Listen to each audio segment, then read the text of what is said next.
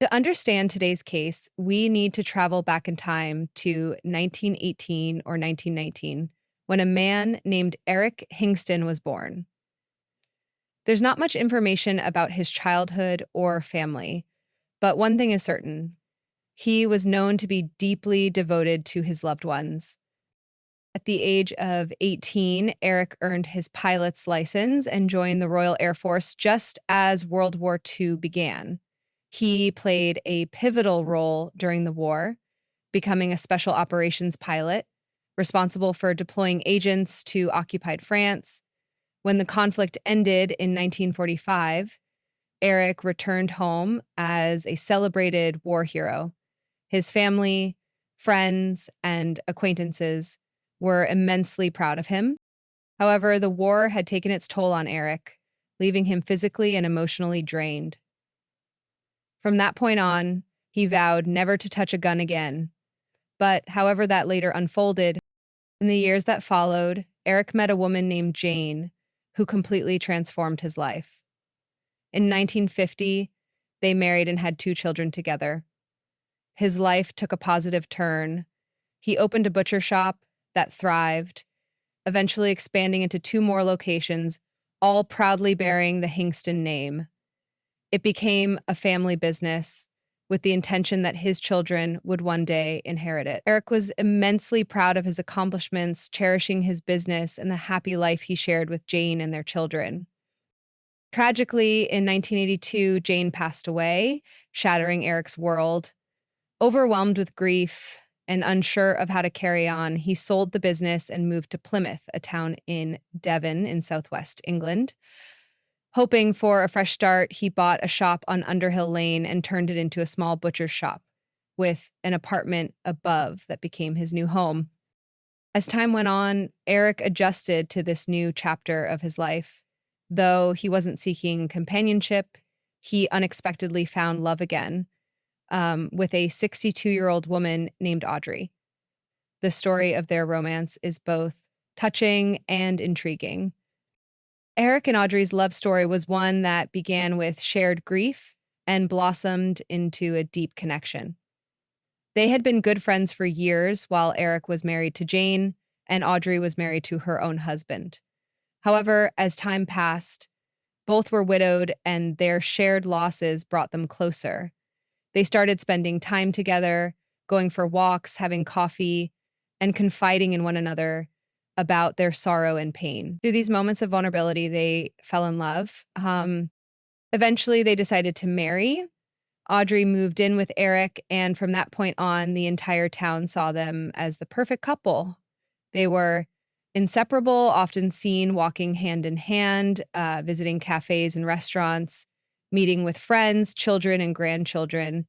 Audrey didn't have a driver's license, so Eric drove them around in his car, further cementing their partnership. Their love story was well known and admired throughout Plymouth. But time took its toll. When Eric turned 80, his health began to deteriorate rapidly. He developed asthma, endured constant bone pain, required a catheter, a pacemaker, and underwent 2 hip surgeries. By the age of 85, he was bedridden.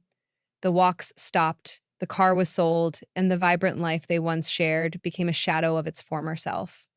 Audrey devoted herself entirely to caring for Eric, but their relationship changed drastically.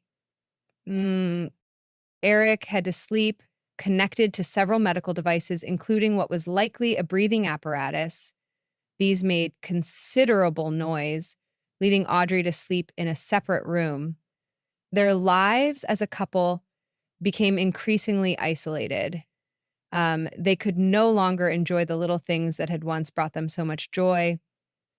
And this brings us to the early hours of Friday, August 29th, 2003. At 3:45 a.m., Audrey picked up the phone and called 911. 911 would forever change the perception of their once idyllic love story. Waffly, she forced herself to get up. I managed to keep my eyes closed and moved as far away from him as I could. Audrey Hingston's 911 call was frantic and incoherent. She stuttered, sobbed, and struggled to find words, finally managing to say, "We've been attacked. My husband is on the floor. Please come quickly. I think he's dead." Within minutes, a patrol car and ambulance arrived at the scene, only to be met with a shocking sight. The house was in complete disarray. Drawers pulled out, clothes scattered, and items strewn across the floor. The epicenter of the chaos was Eric's bedroom. There, Eric's lifeless body lay on the floor. He had a stab wound in the center of his chest.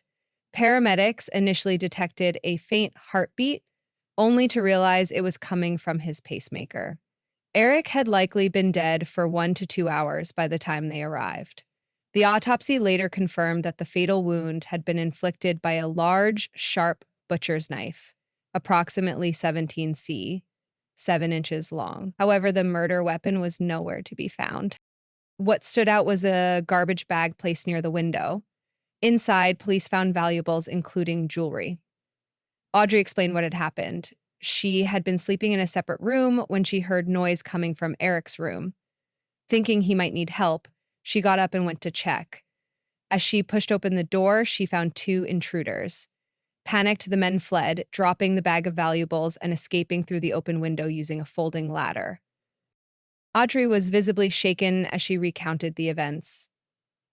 Her frailty and emotional distress led the police to handle her with care, deciding not to press her too hard during the initial investigation.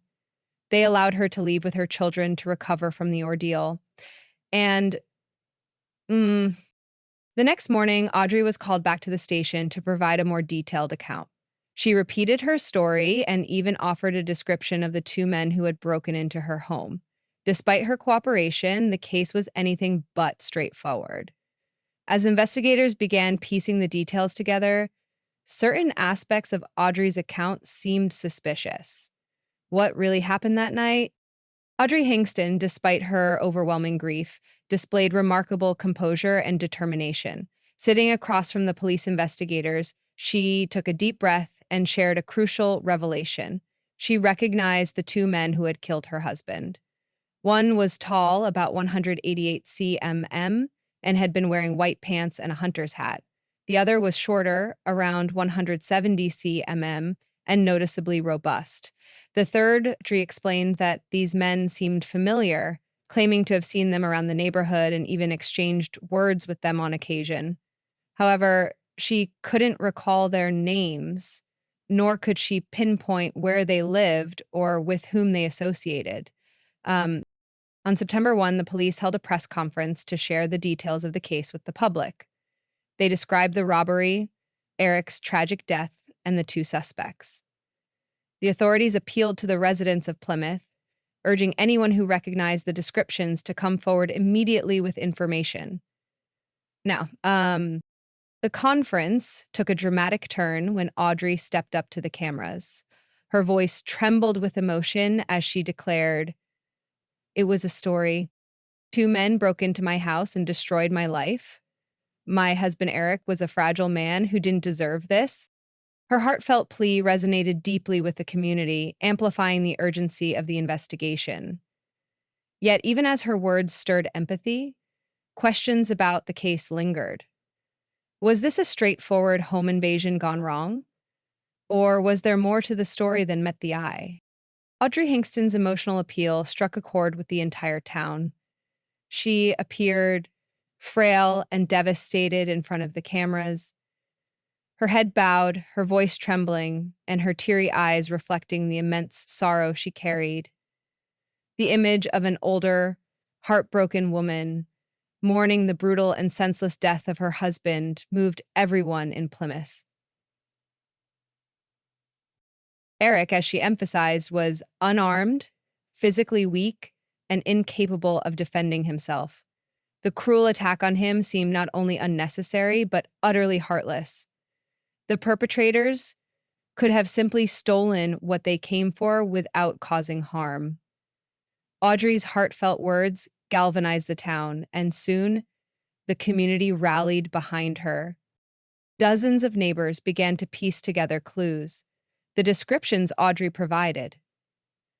A tall man in a hunter's hat and white pants, accompanied by a shorter, stockier partner. seemed to match two individuals well known in the area. The whispers spread quickly, and the police began receiving a flood of calls providing names, ages, and locations. The two men, realizing they were being identified, decided to go to the police station themselves to proclaim their innocence. They admitted they had seen the news and read the newspapers, acknowledging that they matched the descriptions given by Audrey. However, they were adamant that they had nothing to do with the crime.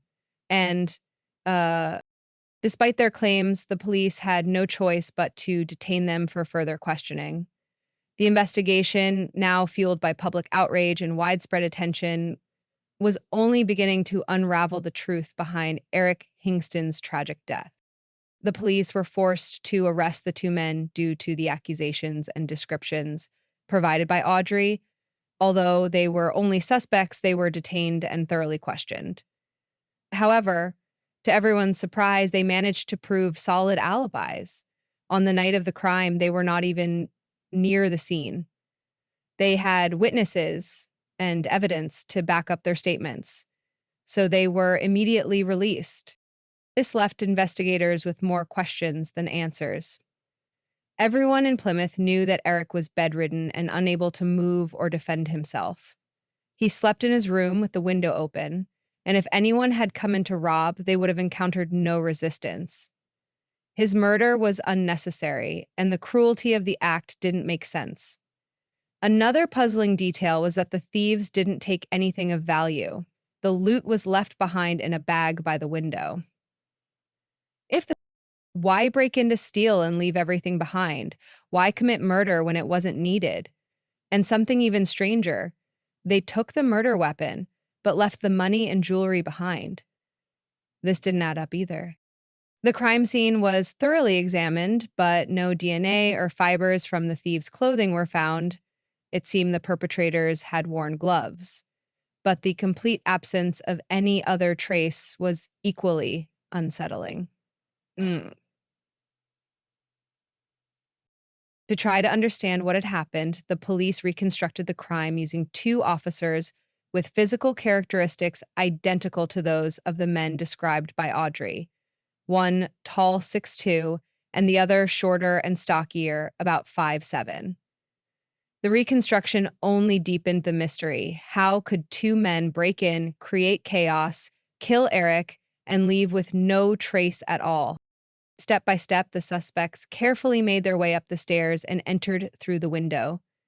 They wore gloves to avoid leaving any DNA behind, but despite their precautions, they inevitably left fibers scattered everywhere. This discovery suggested that the crime had not been committed by an outsider, but rather by someone familiar with the house. But there was more to uncover. The police continued to search for witnesses, speaking with neighbors and others in the area, asking if anyone had heard or seen anything unusual that night. Then a greengrocer came forward. This man, who ran a small shop, provided a special service. At night, he would make home deliveries of fruit baskets. Though unusual, it was common in the town for people to have items like milk or newspapers delivered, especially to the elderly. By chance, on the night of the crime, the greengrocer passed through the street at around 2 a.m. He was dropping off boxes when he heard a strange sound, a moaning or wailing that seemed to be coming from Eric's room. Recognizing Eric's voice, he immediately realized something was wrong. He looked up at the window to check, but there was no ladder in sight. The lack of a ladder was an odd detail, as it suggested the perpetrators had not exited through the window after committing the crime. With this new information, the police had a clearer understanding of the situation. The autopsy revealed that Eric had died between 1 and 2 hours before being found. This time frame gave investigators important insight into the events surrounding his death. Eric was stabbed around 2 a.m., the exact time the greengrocer had passed by. This coincidence led to growing suspicions about Audrey. The police spoke with her family, and they too found her behavior troubling. According to them, Audrey hadn't cried, appeared sad, or showed any distress. The woman who had spoken to the cameras was not the same person they saw in her daily life. They described her as casually walking around, visiting the coffee shop, laughing with friends, and behaving like nothing was wrong. This behavior made it seem like Eric's death might have been convenient for her, raising further doubts. As the investigation continued, the police applied increasing pressure on Audrey. They interrogated her, but things took a drastic turn on September 11th when Audrey was admitted to the hospital after an attempted suicide, having swallowed a handful of painkillers. Before attempting to take her life, she left a note that read, "Please catch the terrible people who ruined my life. I could not live without Eric." This revealed her distress, but also raised new questions. The police discovered that Audrey had a long history of depression, particularly worsening after Eric fell ill. As his condition deteriorated and he could no longer move or travel, Audrey had slowly broken down under the strain. The police were certain Audrey had attempted to end her life because she wanted freedom. She no longer wanted to care for Eric, trapped in his illness. She longed for freedom, to travel, to have fun, to laugh. But with Eric sick, she couldn't live that life, and his death would set her free. So they returned to her house and conducted another thorough search. In an unexpected twist, they found the murder weapon, a butcher's knife hidden in a kitchen drawer, with Eric's blood still on the tip. This confirmed that the robbery had been staged, and Audrey was the one behind the crime. When Audrey was discharged from the hospital, she was questioned again, yet she continued to deny everything. As the investigation progressed, Audrey's version of events shifted once again. She continued to insist that there were two culprits involved in her husband's death, but when the knife was mentioned, her story changed. She now claimed that Eric had taken his own life, and she had covered it up. To protect his memory, she pretended it was a robbery gone wrong, as she felt that ending his life in such a way was cowardly and dishonorable for a man who had once been a respected war hero. So, the police, however, knew Audrey was lying, and they were determined to prove it. They began by questioning the couple's children. First, they called James Hingston, Eric's son, who now owned the butcher shop beneath their house. When shown the knife, James turned pale. He confessed that just a week before the crime, Audrey had asked him to sharpen the knife, the very one she would later use on August 29th. Next, they spoke with Audrey's son, Peter Hingston, a policeman. Peter was convinced his mother was the one responsible for Eric's death. He didn't believe the crime was committed by strangers, nor that Eric had taken his own life. He was certain it was his mother, and willing to get to the truth, he volunteered to interrogate her himself. Sitting down with her in the police station, Peter began questioning his mother, putting her under immense pressure. Audrey finally admitted to the murder, blurting out, "I killed him. I was fed up. I couldn't take any more of his illness." After years of caring for Eric, her patience and compassion had worn thin, and she could no longer bear his declining health. On October 7, 2003, Audrey was arrested and formally charged with murder. The police investigation cost an astonishing $600,000, with 800 statements and 480 hours of inquiries. Ultimately, it became clear that Audrey had lied about the details of the crime. However, the sentence she received was a complete mockery. The murder charge was reduced to manslaughter on the grounds of alleged diminished responsibility. The judge reasoned that Audrey was elderly, tired, and suffering from a failing mind, deeming her not truly dangerous. On March 12, 2004, she was sentenced to 2 years in prison, but she served only 1. Eric's family appealed, but their efforts were ignored. James Hingston, Eric's son, expressed his frustration, saying, "We think the sentence should have been longer because it would have given us more time to get over it. Now we just have to get on with our lives. I don't ever want to see her again. I just want her to stay away from us." And so I'm glad that Audrey was released from prison on October 5th, 2004. and she lived a quiet life until her death in 2016. Now, I ask you, what do you think about this case? Was the sentence fair? Was it the fairest case for the prisoner? Or was it the not fair? And that concludes today's video. I hope you found today's case very interesting. If you did, please leave me a nice like and a comment below. See you in the next video. Bye. Whoa.